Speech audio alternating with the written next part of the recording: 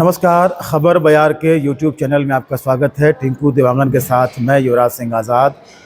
इस वीडियो को अंत तक देखिएगा क्योंकि हमारा ये आपसे आग्रह है। और इस वक्त हमारे साथ मौजूद हैं बातचीत करने के लिए Babita Soni. Babita Bhilai great lion club की सेक्रेटरी हैं। और सबसे ख़ास बात, सबसे बड़ा परिचय ये है कि रायगढ़ की मूल है रहने वाली हैं, लेकिन इनकी शादी हुई कोरबा और अब जो है भिलाई में है। तो बबीता, सबसे पहले आपसे ये जानना चाहेंगे कि 3233C जो लायंस क्लब का जो है, इसके बारे में बताइए और अपने क्लब के बारे में बताइए। हाँ। और कितने साल हो गए आपको इस संस्था से जुड़े हुए? 3233C जोन 1 से हूँ मैं। और 3233C जोन 1 में 132 क्लब है और 3000 मेंबर है। और भिलाई ग्रेट लायंस क्लब हम लोग में 14 मेंबर हैं। भिलाई में भी बहुत सारे क्लब हैं इसके, और सब अपनी स्वेच्छा से इसमें जुड़े हुए हैं। हाँ। और किस तरह की एक्टिविटीज़ इसमें संचालित होती हैं और क्या कुछ आप लोगों की एक्टिविटीज़ हैं ग्रेट के माध्यम से? हमारी ना तो ये धार्मिक संस्था है, ना ही ये राजनीतिक संस्था है। ये अपने से स्वयं से हम लोग इसमें जुड़ते हैं और एक स्वस्थ माहौल बनाने के लिए और इसमें सोशल वर्क करने के लिए सारे लोग अपनी स्वेच्छा से जुड़ के और इसको हम कार्य को सुचारू रूप से चलाते हैं। रायगढ़ को लेकर अगर हम बात करें तो किस तरीके से रायगढ़ को लेकर आपके जहन में चीज़ें हैं, क्योंकि आप मूलतः रायगढ़ की हैं।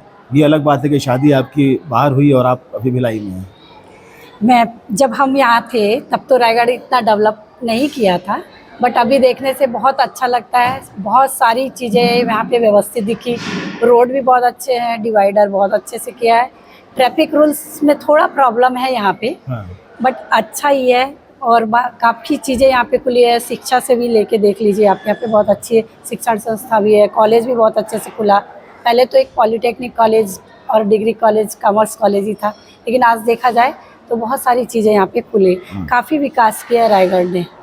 और चूँकि आप लायन क्लब से हैं, तो क्या चीज़ ऐसी है जो कि आप लगातार देखती हैं कि वो रायगढ़ में भी एक्टिविटीज़ हो रही हैं? तो किस तरीके का आपका ऑब्जर्वेशन है कि किस तरीके से रायगढ़ में सोशल एक्टिविटीज़ का दायरा बढ़ा है? हमारा जो लायन क्लब है वो तो करता ही है। यहाँ के लायन क्लब के भी जितने भी लोग हैं, अक्सर यहाँ मैंने देखा है बहुत अच्छा कार्य किया है उन्होंने भी। गरीबों को अन्न दान करना, वस्त्र देना, और स्कूलों को भी लिया हुआ है उन्होंने। तो बहुत अच्छे से वर्क कर रहे हैं यहाँ के भी लायन क्लब के लोग भी। भिलाई ग्रेट की अगर हम बात करें तो वहाँ किस तरीके का जो सिग्नेचर वर्क है जो आप लोग लेके कर रहे हैं, जो जिसे आप रेखांकित करना चाहें कि ये काम जो है हमारी संस्था का भी जो है चल रहा है और इससे लोगों को लाभ हो रहा है? हमारे यहाँ भिलाई ग्रेट का मेन हमारा था गौशाला का। अक्सर गाय या कोई भी जानवरों का एक्सीडेंट होता है तो उसको कोई हटाता नहीं है। तो हम लोग ने उसके लिए एक क्रेन लिया। जो एक्सीडेंट होते हैं जो जानवर, उसको उठा के वहाँ से लेके जाना और उनका इलाज करवाना। तो ये हमारा मेन मोटो तो गौशाला का ही रहा है। कितना चैलेंजिंग होता है कि घर परिवार की जिम्मेदारियां निभाते हुए हम सोशल वर्क में करें, क्योंकि आपका परिवार भी है, आपके बच्चे भी हैं। उन तमाम परिस्थितियों के बीच हम सोशल वर्क से जुड़ें और ख़ास तौर पर आप महिला हैं, तो कितना चैलेंजिंग हो जाता है ये? टाइम तो खैर निकालना पड़ता है। बच्चे और हस्बैंड ऑफिस वगैरह गए, उसके बाद हमारे पास भी फ्री टाइम रहता है। तो हम सोचते हैं कि ये समाज सेवा में इसको लगा दे इस टाइम को। तो इसलिए प्रायः सभी लोग निकलते हैं उस टाइम पे, दोपहर के समय पे। एक बड़ा जो आपका पक्ष ये भी है कि आप हेल्थ को लेकर बहुत ज़्यादा कॉन्शियस रहती हैं। तो किस तरह की सारी चीज़ों को लेकर आप जो है आगे चल रही हैं? हेल्थ को लेकर क्या कुछ कहना चाहेंगी? हाँ, मुझे लगता है कि हेल्थ कॉन्शियस तो सब में होना चाहिए। अब एक एज के बाद में ध्यान देना बहुत ज़रूरी है। हम ये सोचते हैं कि जो मैंने जिम किया या वर्कआउट जो भी करती हूँ, तो उसका ये मोटो रहता है मुझे कि बीमारियां तो होंगी, बट ये सब करते रहेंगे तो वो सारी चीज़ें थोड़ी दूर रहेंगी। तो वो शरीर के लिए भी और परिवार के लिए भी अच्छा है। हम जब तक स्वस्थ हैं तो घूम फिर रहे हैं। कितना वक्त देती हैं जिम में आप और अपने शरीर को ख़ास तौर पर स्वस्थ रखने के लिए?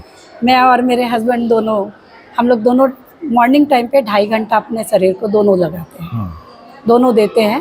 और हम 2.5 घंटा वर्कआउट करके के बाद में काफ़ी फ्रेश महसूस करते हैं।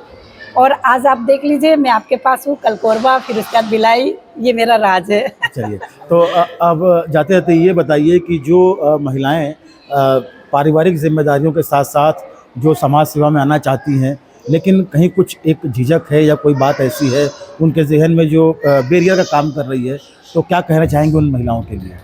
उनसे मैं कहना चाहूँगी बाहर निकलना चाहिए, कोई परेशानी नहीं है। आपको जितना समय मिलता है आप वो समाज को दीजिए, और वो जब उस आगे बढ़ते जाएंगी तो वो समझ में आ जाएगा उनको कि हमको कितना मैनेज करना है घर को भी और समाज के लिए काम करने का। तो वो अपने आप आसान हो जाता है वो चीज़ें अगर बाहर निकलें तो। चलिए, वहाँ बाहर रहते हुए रायगढ़ को कितना मिस करती हैं आप? याद तो बहुत आती है, बचपन यही बीता है तो याद तो खैर बहुत आती है। यहाँ का माहौल और हमारा जो अपनापन यहाँ जो मिलता है रायगढ़ में, बाकी जगह तो नहीं है। चलिए, बहुत बहुत धन्यवाद बातचीत करने के लिए।